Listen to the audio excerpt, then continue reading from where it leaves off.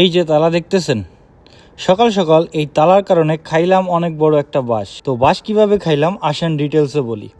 বিষয়টা হচ্ছে সকালবেলা একদম সুন্দর মতো রেডি টেডি হয়ে বাসা থেকে বের হব, বাইকের কাছে আসছি, বাইকে স্টার্ট করলাম, কিছু সময় রাখলাম, দেন বাইক নিয়ে বেরোবো, তাই বাইকটা টান দিলাম। এখন আমার বাইকে যে আমি লক লাগাইছিলাম, মানে ডিস্ক লক লাগাইছিলাম, এইটা আমার মনেই নাই। ব্যাস কাজ শেষ।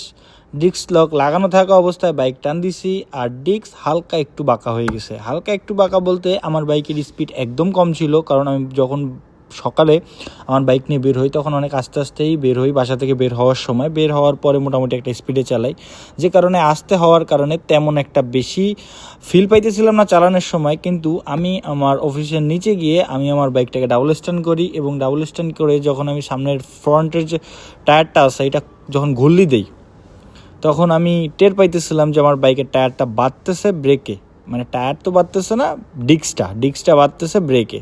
এখন ডিস্কটা যখন ব্রেকে বাঁধতেছে তখন বাইকটা মানে আমার কাছে ইজি মনে হচ্ছে না। আর আমার বাইকে টুকটাক ছোটোখাটো যদি কোনো প্রবলেম থাকে আমার তখন রাতের ঘুম হারাম হয়ে যায়।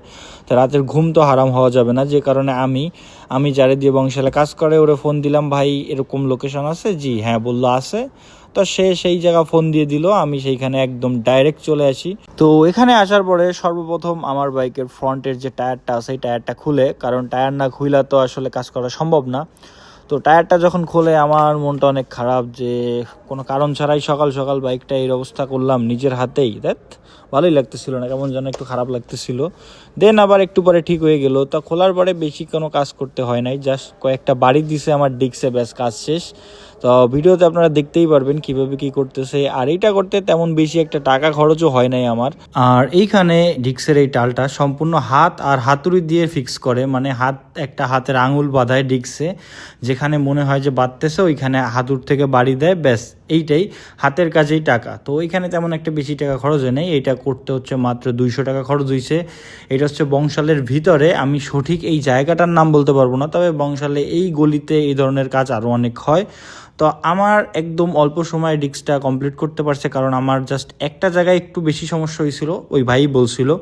আর আমার বাইকটা যে ডিস্কের যে সমস্যা হয়েছিল, এটা যদি মানে বাইক খোলা আটকানো না লাগতো, সেইভাবে বলতেছে যে যদি আপনার বাইক খোলা আর আটকানো না লাগতো তাইলে বিল রাখতাম না, কারণ মানে একদম অল্প কাজ, মানে বেশি একটা সমস্যা হয়েছিল না। কিন্তু যখন আমি আমার বাইক ডাবল স্ট্যান্ড করে যখন আমি বাইকের চাকা ঘুরলে দিচ্ছিলাম, তখন এক জায়গায় বাঁধতেছিল, আর যখন বাঁধতেছিল তখন একটা শব্দ আসতেছিল খুব আস্তে, বাট আমি নোটিস করছিলাম, যে কারণবশত আমার আর এটা ভালো লাগে নাই, যে কারণবশত আমি এটা ফিক্স করে নিলাম।